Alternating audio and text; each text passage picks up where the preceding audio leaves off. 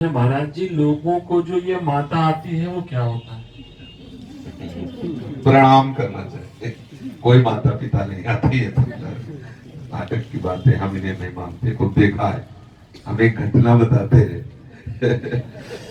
पहले सन्यास मार्ग में थे ना, तो एक फक्कड़ी स्वभाव होता है, वो कभी कभी उदय होता है। आप कभी कभी देखे वो फक्कड़ी स्वभाव, वो एकदम होता है। ये तो वैष्णव स्वभाव श्री जी की कृपा से था, ये वाला ये कभी स्वभाव नहीं रहा। रुद्र स्वभाव रहा, रुद्र उपासना है, रुद्र स्वभाव। और दो चार महात्मा संग थे, तो एक गांव का आदमी जो है कुछ पेड़ा वेड़ा पवाया संतों को, फिर कहा महाराज हम बहुत दुखी हैं। क्या? बोले हमारी पत्नी को देवी आती है और अंतरे दिन मतलब हमें बहुत परेशानी होती है, नारियल न जाने क्या क्या, और सब गांव के लोग, अब हम क्या करें, पैर छू छू के परेशान हो, देवी जा नहीं रही। तो उनका 2-4 दिन हम यहाँ हैं, तुम्हें उपाय बताएंगे, अगली बार से कभी देवी नहीं आएंगी। बोले क्या? बोले इस बांस की एक हरी छड़ी लाओ और हम उसे मंत्र से सिद्ध करते रहे, अब देवी नहीं आएगी। वो बोला भला किसान आदमी, बांस काट के हरी मोटी से एकदम, और बहुत लगती है हरी है। बोले देखो, जब तक ये ना कहे कि मैं जिंदगी में नहीं आऊंगी तब तक मारना बंद मत करना। हमने इसे मंत्र से अभिमंत्रित कर दिया है, और अगर जब बोल दे कि जिंदगी में नहीं आऊंगी तो जान लेना कि वो जिंदगी में नहीं आएगी। बोले बड़ी महाराज कृपा के हम परेशान हैं, रुपया पैसा लगा लगा के ये फल वो फूल ये धूपबत्ती अगरबत्ती। बोले बिल्कुल जाओ, हमने मंत्र से सिद्ध कर दिया छड़ी।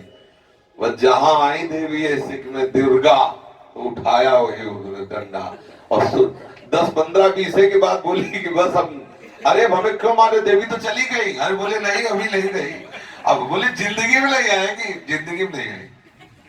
अरे किसी के शरीर में दैवी शक्ति का प्रभाव आएगा और वो झेल पाए? आप सोचो, बिना साधना के, बिना तपस्या के, बिना भजन के झेल। हम इन बातों को कभी भी, किसी के ऊपर भूत आना, किसी के ऊपर हनुमान जी आना, किसी जेहि गिरि चरण दे हनुमंता चले उसका पाताल तुरंता। बोले इनको हनुमान जी आ गए, बड़े बड़े शुंभ निशुंभ जैसे दैत्यों को पकड़ करके केस और घसीटते हुए सी दुर्गा मां ने उनका विनाश किया। ऐसी शक्ति तुम्हारे पास शरीर में आ जाएगी, तुम संभल पाओगे? हो संभालोगे? या तो इस कोटि की साधना हुई हो तो भाई समझ में आवे कुछ कि हाँ झेल पाए। 0 वाट का पावर का बल्ब 11,000 वाट की बिजली कहाँ झेल सकता है? हम इन बातों पर विश्वास नहीं, हमारा नहीं थे। तो कुछ ऐसी भ्रांतियां हैं जो जीवों को परेशान किए हुए हैं। हम प्रभु के अंश हैं, सच्चिदानंद प्रभु का ही सारा विलास है। हम भगवत भजन करें तो सब ठीक बात हो जाएगी, नहीं तो भ्रमित होता रहता है। उनको माता जी आती हैं तो उनको भूत जी आते हैं, तो किसी को हनुमान जी आते हैं। और भैया हम आने जाने वालों से ज्यादा प्रेम करते हैं, हम तो स्थायी रहने वालों से प्रेम करते हैं। प्रियालाल के चरणारविंद का प्रेम करो और वो हृदय में आएंगे तो शीतलता आ जाएगी। ये सब ऐसा नहीं, हमारी मान्यता पर मोहर नहीं लगाएंगे कि किसी के माथे पे दुर्गा देवी आ जाती है, किसी के सिर पर हनुमान जी आ जाते हैं। ये हम बात नहीं मानने वाले। जैसे महाराज जी हमारे यहाँ पर ना जहारी बाबा की कुल देवता है हमारे ससुराल में, तो वहाँ पे ना सिगरेट का भोग लगाते हैं। ये सब आसुरी प्रवृत्ति, राक्षसी भाव, ये सब। कहीं तो बुकरे का भी बलि का चाहते ना, बकरा, कहीं भैंसे का चाहते, ये सब कितना घोर निंदनीय। अरे माँ है, माँ वो माँ शराब पिएगी, माँ सिगरेट पिएगी, माँ मांस खाएगी, माँ अपने बच्चे को खाएगी।